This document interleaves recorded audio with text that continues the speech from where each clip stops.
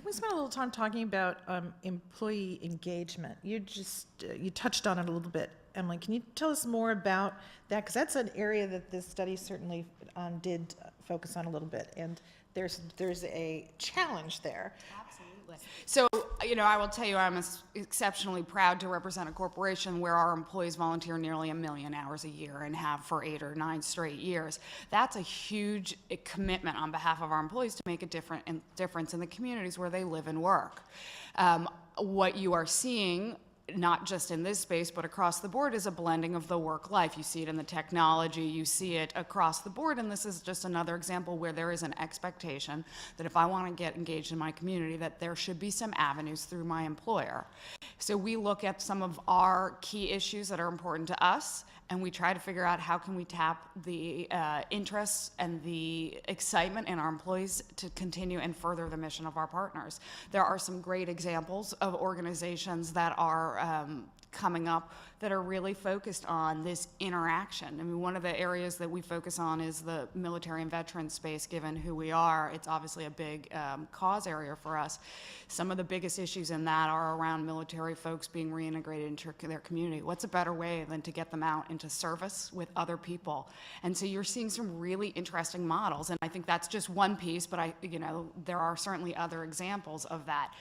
But it's requires some flexibility on both sides, and I think that's the conversation that's going on right now. What's the best way to engage in this new way? What are the ways you can do pro bono, skills-based volunteering? What are the ways you can do quick hits on a Sunday afternoon, and what are ways you can do sustained? And that's just a whole new movement that I think we both need to figure out rapidly before people will find a way to do it other ways. Yeah, can I add to that?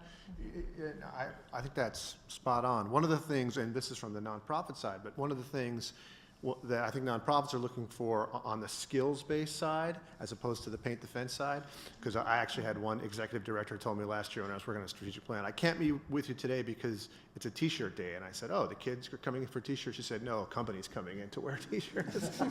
but they don't, but she didn't want to say no. I mean, it was an important part of that. But on the skills-based side, because I think that's so fascinating, it very often isn't necessarily the high touch, high response, feel good stuff that they need help with. It may be accounting, marketing, systems, especially systems, maybe even helping to tap into some of the databases and technology that we're talking here today, kind of bringing about that kind of thing. It's not necessarily paint the fence. So I think there might be a little bit of a gap. And also, what not-for-profits really want at sort of the high end is validation. Mm-hmm. So not-for-profits, when they have a corporate partner over multiple years, it's a validating force for them. And I think smart corporate community involvement officers realize this. It really leverages the rest of philanthropy. It's not just about the money that flows from the company or from the employees. That's awesome, but it validates the not-for-profit and its cause and its impact. Mm-hmm. And then other philanthropists who are on the sidelines, maybe family foundations, et cetera, start to look at them more seriously. So I just a couple reactions to that. First, on the pro bono side, I think that where it goes to storytelling. It goes to the power and the impact of what you and your missions and the difference you're making. So if I'm an accountant, I could know, gosh, if I could make your systems this much better, you could generate this much more money to provide some service that's going to matter to me. So it goes back to that emotional appeal.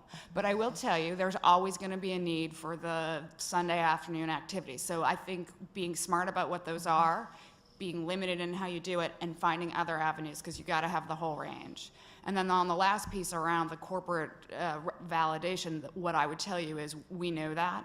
We take our brand and our companies very seriously, and we're very careful about what nonprofits we support as a result, because we recognize that they're going to use us to leverage additional resources, and we don't want to get caught in a trap where we're not comfortable with publicly supporting someone. So we do a lot of research and a lot of analysis to make sure that we're in the right place for reasons like that.